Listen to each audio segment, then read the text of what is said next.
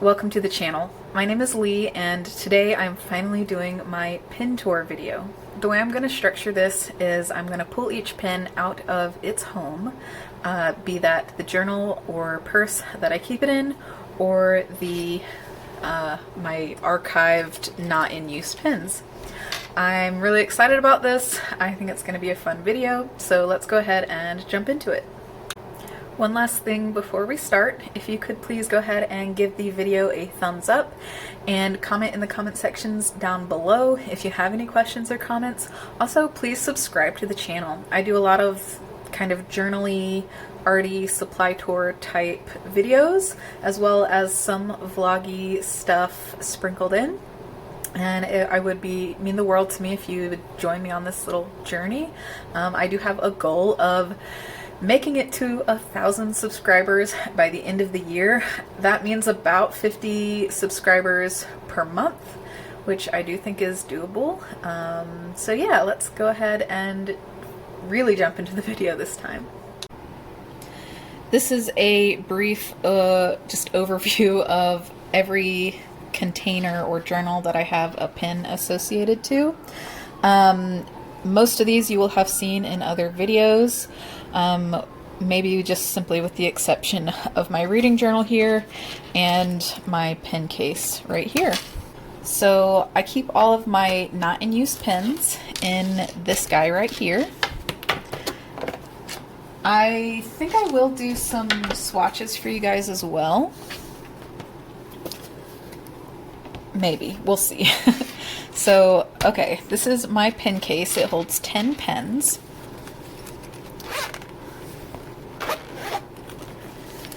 On this side here is my entire Jinhao collection. The reason I have so many Jinhao pens is because I went through a phase where I was trying to get everybody that I know into fountain pen using and journaling. So I would gift people fountain pens. One second, we have a ladybug friend here. Gonna need you to move, buddy. What was I saying? I have so many Jinhaos because I was buying journals and decorating the covers for people as gifts, and I would include a cheap fountain pen with ink in it to go along with the journal. My idea was that I would kind of be spreading the idea of having reusable things over constantly having to rebuy pens and things like that, because I thought it was a small way that we in our day-to-day lives could reduce plastic waste. So that's why I have these. I will say one thing about the Jinhaos is that, so I got like a pack of these guys and a pack of these guys and a pack of these guys. They're usually around $15 for a pack of 5 to 10 of them. So they're really, really, really cheap. And some of them write really, really, really well, whereas others of the same pen do not write well at all. I'm sure there are ways to tweak the pen to make it write well, but at the time I wasn't aware of that. It's also made pretty cheaply, so they're not the most sturdy pens, so taking them apart probably isn't the smartest thing either. So I'm just going to show you, I'm not going to show you every single one of these, but I'm going to show you one of each type of pen here, and yeah, just so you can get an idea of that pen. I'm going to use this Archer and Olive notebook that I gave up on to do my pen swatches here. And I'm going to start with my favorite of these, which is this one. And the lighting might not be the best for this, but we're working with what we have. There's no specific model number on this, but I will try to have the link in the description. And I think this is kind of like a knockoff of like a sailor pen or a maybe a pilot pen. And like a pilot custom type situation, not sure. Anyway, that's it. It actually, they all came with these awesome converters that have a pretty good ink capacity, which I thought was really cool. So like even if you could buy a pack of these just to get the converters for a better price than you would probably whatever would go in your pen that you bought, like a nicer pen. Anyway, so I have inked in this guy that I kind of keep inked in this. It just makes sense. The 54th Massachusetts by Noodlers. And this is a permanent ink. It's one of my favorite inks. I use it pretty regularly. So let's go ahead and swatch this.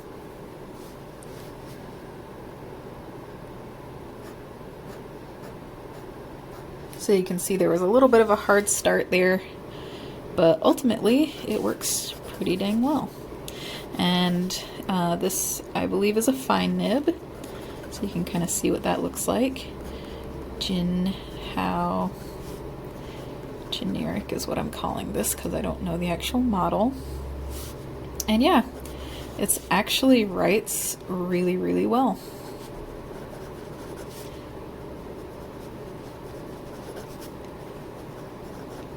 Cool. Some of these pens that came in the same pack did skip quite a lot. Like the ink flow was not great.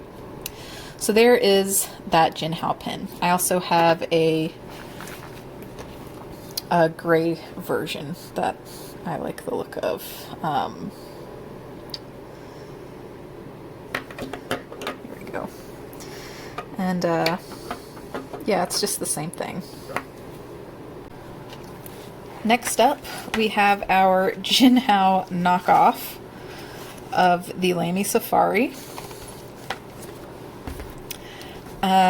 This pen, yeah, it's just modeled pretty closely after the Lamy Safari, just with not as good components to it. It does have the little notch hole that the Lamy Safari does, and yeah, it's not the worst knockoff pen. I found out that I don't love the Lamy Safari. It's not my favorite design, but it's a pretty classic and beloved design. So if you like it, you know, great. I am going to swatch this for you. I'm not going to fill it with ink though. Anything that I am going to swatch that isn't already inked, I'm going to use this Waterman's ink. It is just this nice brown ink. And I'm just going to kind of use it like a dip pen.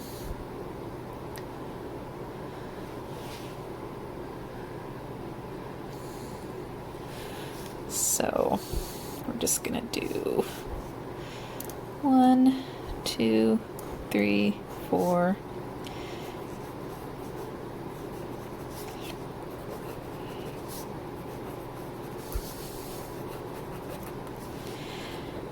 Not too shabby. More of this style when I was giving these away to people did skip, so that's something to be aware of. I do think it's worth it to try these pens, especially if you're just jumping into fountain pens for the first time. You can see the line width. This is a fine as well. I tend to go for fine nibs. Is pretty consistent between these two. I'll show you the other one for comparison. So yeah, they're pretty similar, and the line width is pretty consistent between the two.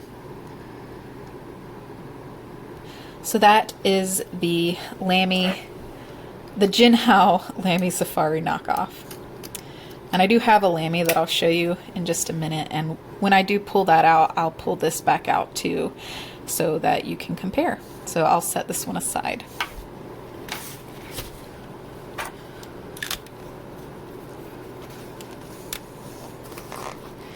And then lastly, on our little Jinhao journey, I guess these are like a Twisby knockoff. So this is a piston fill Jinhao. I have 3 of these. This is one of the first fountain pens I ever got. I used it quite a lot. It does have an issue with like dry starts and like running dry, like even while it has ink in it.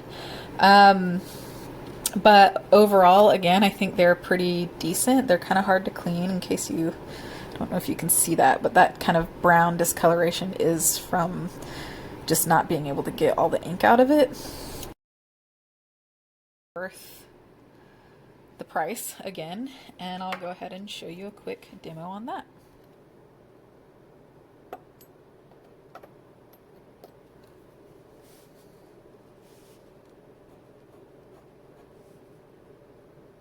So this is a fine nib. Oops, sorry there. This is a fine nib, but you might notice that compared to the other Jinhao pen, this one is much finer than the other fine nib Jinhaos.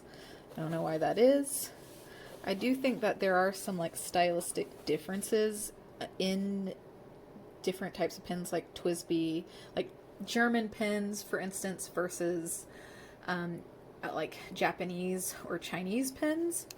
And I don't know if they're trying to emulate those differences here or not, or if that's just a fluke.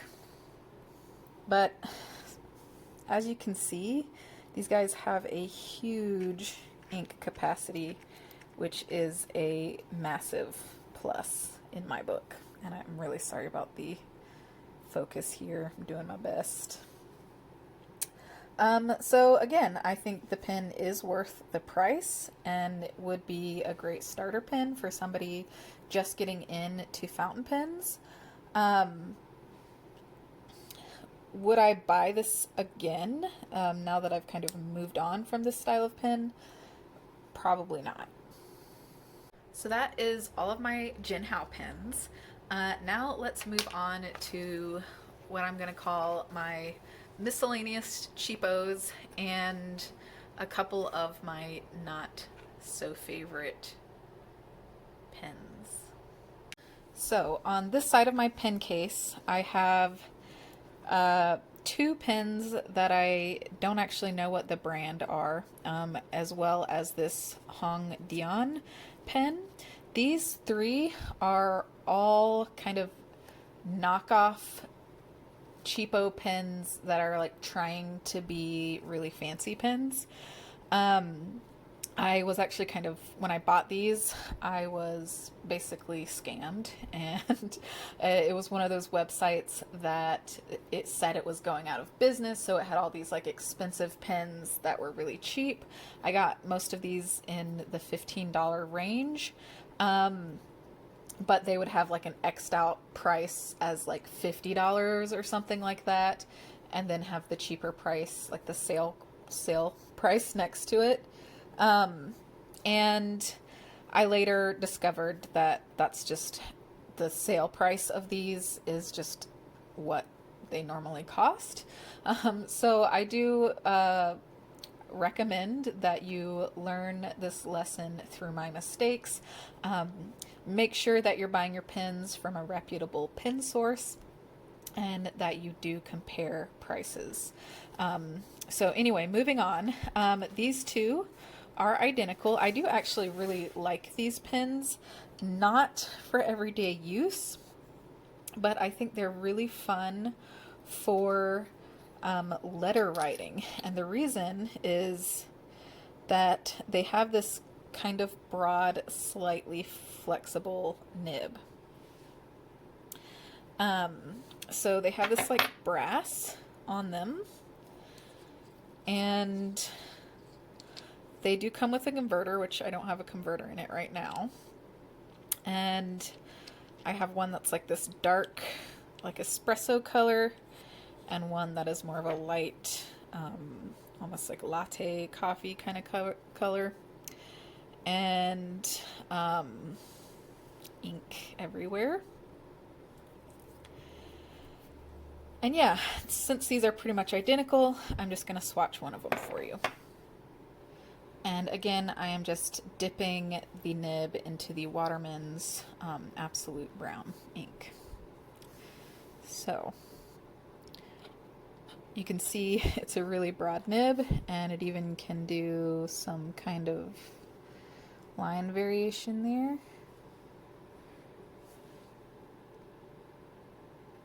And I love this for letter writing because I don't know if you can see, but you can kind of build up the colors. So, and the pen didn't just run dry because because of the pen, it ran dry because of I'm using it as a dip. Let's see here.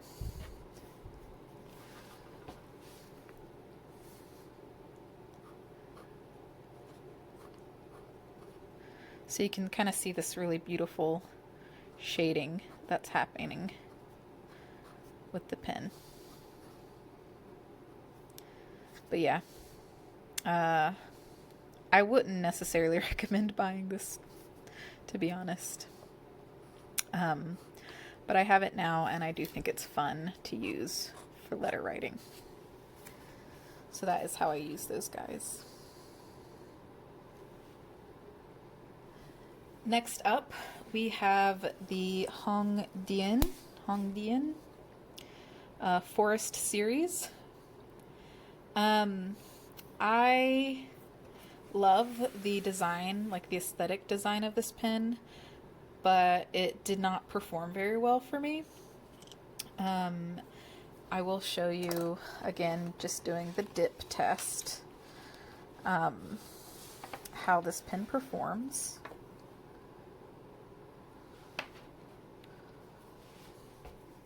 So I'm just kind of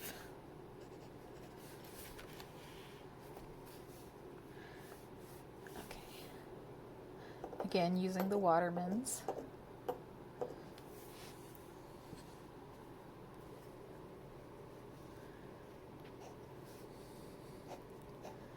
So it has a pretty nice line consistency.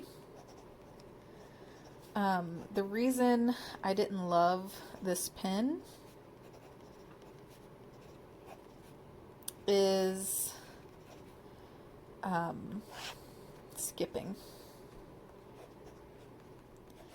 which I'm not going to be able to really demonstrate here due to the fact that I am dipping it instead of filling it.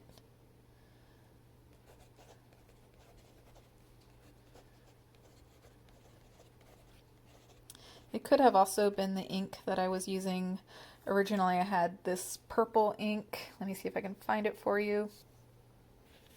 This right here, the Poussière de Luna, which is a really pretty purple color. This is what I had in my HongDian, and it just didn't perform that well in the pen. So it could have been the ink, but I think it was more likely the pen. And this pen does come with a converter as well, so that's great. I love a converter. Not the worst pen if it's going to be your first pen. It was pretty well priced, and it's an easy to use pen, and it's pretty stylish, just with some slight skipping issues. So I got this off of that weird website, but you can easily find this on Amazon. Next up, I'm going to show you my last 3 pens that are not in my current rotation. These I wouldn't necessarily call cheap pens. They're kind of more along the lines of what you're going to find if you are seriously looking for pens and have a bit more understanding of a good versus bad pen from like a brand perspective. So we have the Platinum Carbon, the Noodler's Charlie, and the Lamy Safari. So let's go ahead and jump into these guys. So we are starting this section off with the Platinum Carbon ink pen.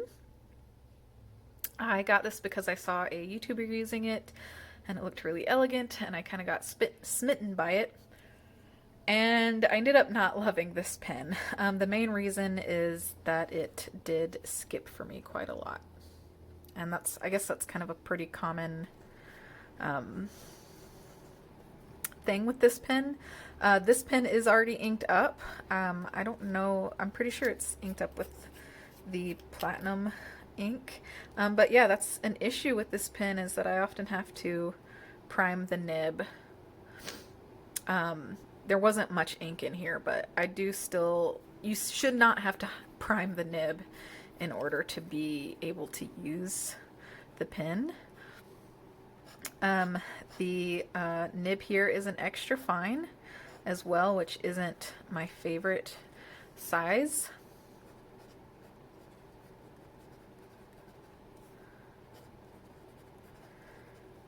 Aside from that, it's not a bad pen.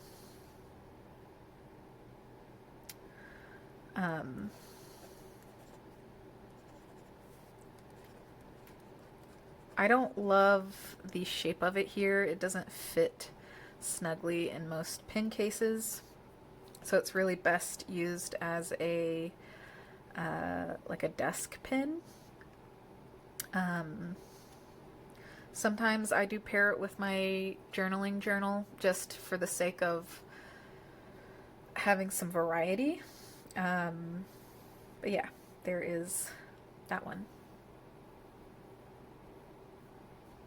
And this is how I store it in here to make it fit. I have to put it in upside down and then basically like almost break this thing in order to be able to close it. So that's not ideal. Next up, I have the Noodler's Charlie. This is actually my cheapest pen. I got this for free. It came with the, as a promotional when they launched this, Noodler's Heart of Darkness, which is my #1 favorite black pen ink because it is permanent. I really like that about it, and it's a pretty good price. You get a lot of ink. And when I bought my first bottle of it, this is my second bottle, it came with this Noodler's Charlie. And for a long time, this was my main pen. Even though I had other pens, I used this one because I loved that it had a huge ink capacity. So this is like a pipette fill. So you basically just use a pipette or a syringe and dropper the ink into this entire pen body, and you write with it like that. It's got a good amount of feedback in the nib, so it's a little bit scratchy, which I enjoyed with this pen. And my main issue with this pen, and it's why I don't tend to lean towards these pens like the pipette fill pens, or that I don't convert other pens like my Kaweco Sports into pipette fill pens, because of this issue, which is that as you use the ink in here, the air inside the pen can actually warm up and expand, and that can cause you to have blowouts with the pen, and that is just sucks beyond belief, especially if you're using it to do something like an art project or like a draft of a novel or something, and it's kind of an important piece, and then you ruin it with the pen. So that is obviously not ideal. But we are going to do a quick swatch. So again, with the Waterman's Brown. And here we go. So I definitely like using this right now is making me kind of miss this pen. Like I said, oops, Noodler's Charlie. I really enjoy the feel of this pen. I just hated having that issue with the blowouts on it. That doesn't happen if you keep the pen like halfway full at least, but that also kind of defeats the purpose of having such a large capacity of ink in your pen if you can't actually take advantage of that, or you might ruin your journals. But yeah, I love the feel of this pen. I've I've heard people say that Noodler's pens are trash, and I don't agree with that. Just based off of my experience with this pen, I really love the nib on the pen. I love the way it feels to write. It's a really good size for me as somebody with small hands. So yeah, even though I do have some issues with this pen, it is one of my favorite pens. And last up in my collection of pens that I'm not actively using is this Lamy Safari. And I do just want to preface this because this is kind of getting into a controversial opinion. This is a very commonly used pen. It's a lot of people's first ever fountain pen, and a lot of people really, really love this pen. And I'm not trying to offend anybody here, but I'm just going to go ahead and get it, kind of rip off the band-aid.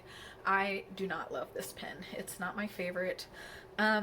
It's a good pen though, so I'll give you that. But yeah, let's kind of do that one now. So just a quick overview of this pen here. This is the Lamy Safari, Lamy Safari in charcoal gray. They make a pretty popular aluminum version of this called the Lamy All-Star. It is in like a matte finish here. And I'm going to spend a little bit more time on this individual pen just because, again, it is a really popular pen. Things that I like about the pen are the closure. It's pretty nice. I do feel like it isn't as secure as I would like it to be, but it does have a really satisfying click. So that's something. I like-ish that you can see the amount of ink left in the pen through this window. The clip is pretty decent. Something that I didn't love about this pen was that it didn't fit very well in my pin loops, like my leather pin loops. So obviously it was fine for elastic pin loops, but for my leather journal covers, it did not fit well in any of those. I like to put the cap into the pin loop. That feels more secure to me than just having the pin body, and the cap did not fit at all. So that's something to be aware of, I guess. It does have a pretty decent nib. I will say that the feel of this for me is not my favorite. It's a bit scratchier than I would like it to be, maybe even more so than the Charlie. This one has a fine nib, and I like the nib width just fine.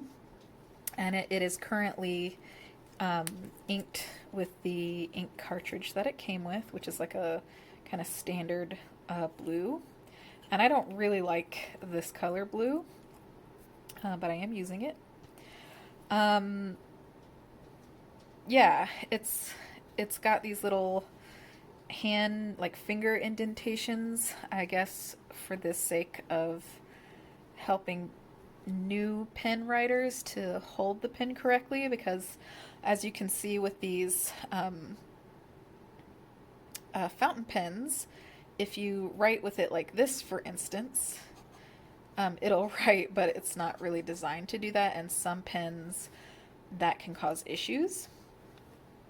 For me, on like first glance with this pen, I liked it okay, but there's something about it where I find it difficult to control the pen. I don't know what it is. I don't know if it's the shape. I don't know if it's because of these things, but I just feel like my hand wants to go crazy when I'm writing with this pen. But I guess it makes for good kind of a wacky illustrated style of writing. I don't know. The line width is really consistent, so that's good. I'm not going to say this is a bad pen, and I would recommend it to anybody looking to purchase their first pen. It's just not my favorite for like my own personal reasons. It doesn't really have to do with like the quality of the pen. It's just more of like things that are specific to me. So if you're like me, I do have another suggestion for you later on in this video.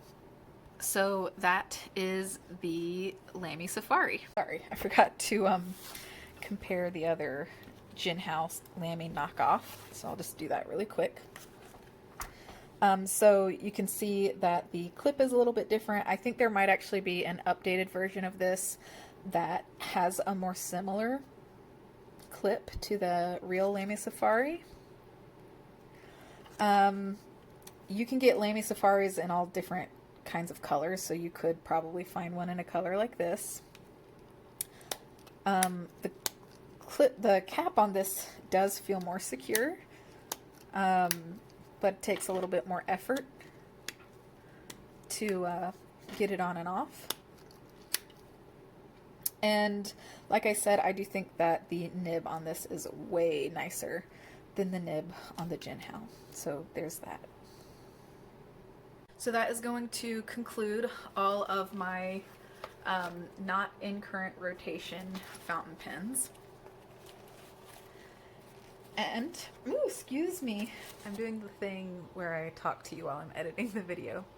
I have decided to make this a two-parter because I am already over 30 minutes into the video and I have over 20 minutes on the second half of my pen tour. So yeah, this is going to be a two-parter for sure, and that'll be in the title, so that won't be surprising to you. But anyway, I hope you enjoyed that first half of my pen tours, and we'll pick up with the second half next week. If you have any comments or questions, please leave them in the comments section down below. If you like the video, please go ahead and give it a thumbs up, and I would really love it if you subscribed to the channel and hit that notification so that you know when the other half of the pen tour starts back up. And that's going to be it for today. I hope you have a wonderful day, and I will see you guys next time. Bye.